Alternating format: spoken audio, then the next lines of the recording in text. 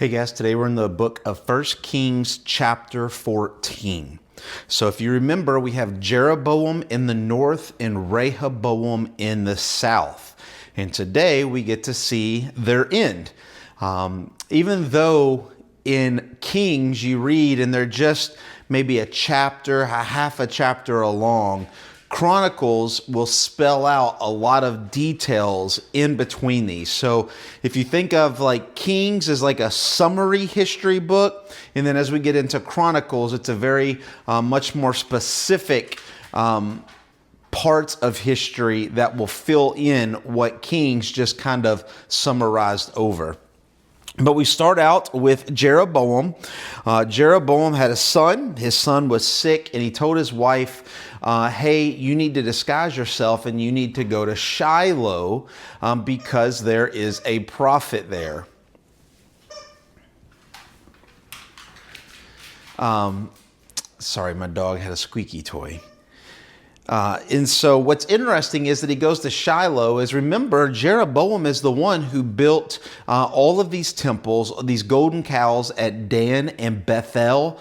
He's built all the high places. He's built idols to many gods. But yet, when he is in the need of the trouble, he goes to Shiloh. He goes to a prophet who was a prophet of Yahweh.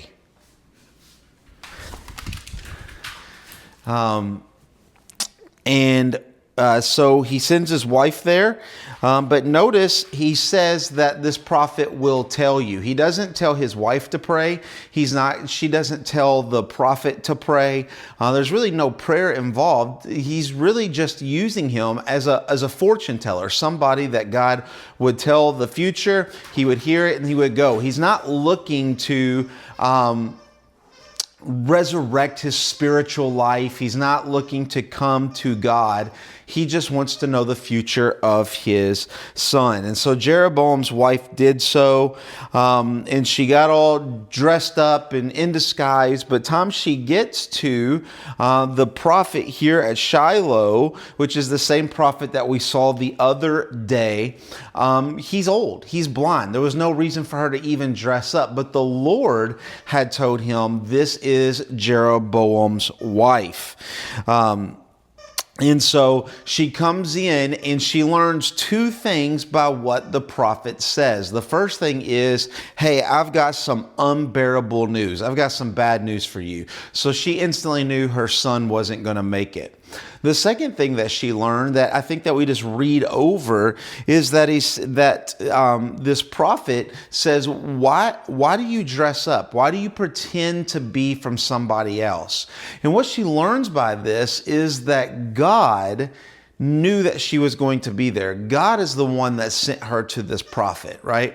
And so nothing is out of the control of who God is. And so it's just, I think when we read over it, but it's an important fact that she would have learned that God knew that she was coming and that God told this prophet that there's going to be bad news. And basically says your son's going to die.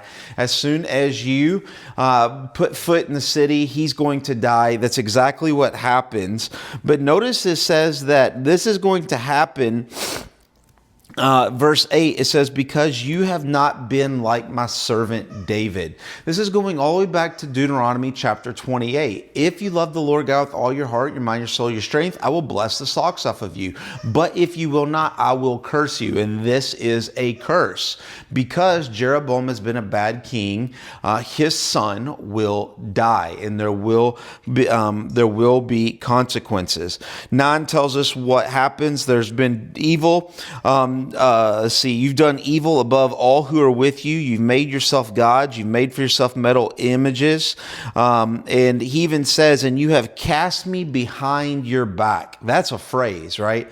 God says, because your king, your husband, Jeroboam, has cast me behind your back. He wants nothing to do with God. And then in verse 10, he says, therefore, because you've done all of that, because you have not loved me with all your heart, your mind, your soul, and your strength, I will bring harm upon the house of Jeroboam, and I will cut off Jeroboam every male. This is completely different. If you remember just a chapter or two, God told Jeroboam, if he walks in his ways, if he keeps his statutes, if he is a godly person, he will make a lasting dynasty of Jeroboam. In a very few short years, Jeroboam did not do those things, and so now God is going to cut off the house of Jeroboam. He was going to cut off the lineage of Jeroboam. So God made him a promise of blessing, but there was stipulations, and he did not keep those stipulations, so God sends this curse. Verse 14, moreover, the Lord will raise up for himself a king over Israel who shall cut off the house of Jeroboam today. And so he says, hey, I'm going to send somebody. It's going to cut them off. Not only that, it says that we will root up Israel out of the good land. This is a prophecy that's going 300 years in the future. Okay, this is what we would know as the Assyrian exile. This is what we would see when the Assyrians come down and the prophet of Isaiah in Israel is scattered across the world. This is exactly what it's talking about. So once again, a prophecy is given 300 years later in the future, but something happens in the near future, and that is the son dies. So much like the last prophecy that we got from God, God says something's going to happen far in the future, but I'm also going to give you a prophecy that happens in the near future to prove what's going to happen in the far future. And that's exactly what happens. And so his wife comes home, her son instantly dies, as God said, proving that this prophecy is going to happen in the future. Now you have, we jump from that, and then eventually we just see the death of Jeroboam. He reigns for 22 years and he dies, and his son, his other son, Nadab, takes his place. And now we jump to the south, to Rehoboam. And Rehoboam, much like Jeroboam, it kind of happens the same way, right? Jeroboam reigned for 17 years, so he didn't reign as long as Jeroboam. But we notice in verse 22, under the reign of Rehoboam, it says that Judah did what was evil in the sight of the Lord, more than that their fathers had done. They built high places and pillars and Asherim poles. They had male cult prostitutes. And it says, and they did according to all the abominations of nations that the Lord drove out before the people of Israel.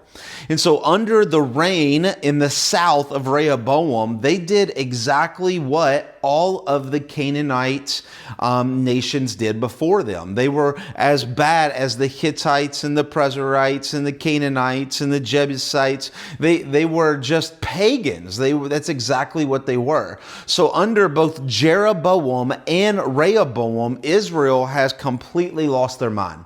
They've completely turned their back on God, and they've gone back to anything that predates walking with God.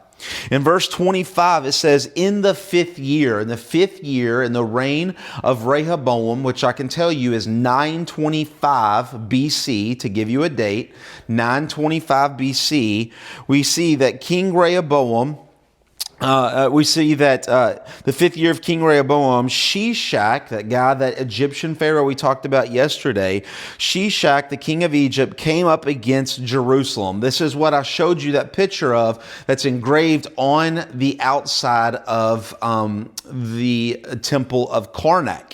When it comes in, it says they took the treasures of the house of the Lord and the treasures of the king house. They took the shields of gold, right? So all these things that we remember Solomon spending 7 years to build the temple, 13 years to build the palace, to as much gold as he put in this with Hiram, the king, with the worker of Tyre, right? Everything that he just put forth in this elaborate measure to build up Jerusalem, Shishak, this Egyptian Pharaoh, the 18th dynasty, comes up and steals it all. He takes all of the gold, everything from the temple, everything from the palace, including those 500 golden shields that we read about in Solomon, in Solomon's reign. But Rehoboam, trying to be a good king, even though Judah gets decimated, he's trying to make it still look good and okay. And so he goes and builds more shields, but not out of gold this time because all the gold has been stolen. There is nothing. He builds them out of bronze, which just instantly tells you the decline of Judah. Judah and Jerusalem was the richest of the rich, and now literally they're the poor of the poor because once again, blessings and curses. They did not love God. They did not follow God. They did not walk in His statutes. And so God curses them, going all the way back to Deuteronomy chapter 28.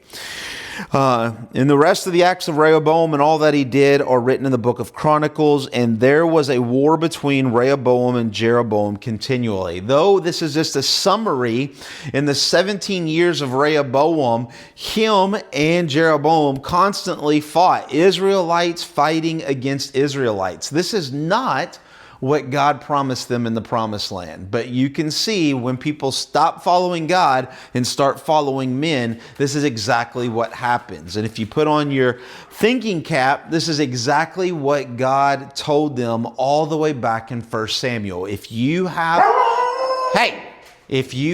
a real king, if you have an earthly king, they will do what they want to do. And so Rehoboam and Jeroboam fight. Rehoboam eventually dies. And now we will see that his son, Abiam, will take over, right? So we've had two kings, earthly kings, Jeroboam and Rehoboam. Jeroboam in the north, Rehoboam in the south. Now they have died, and now their sons are going to take place. Nadab in the north and Abiam in the south.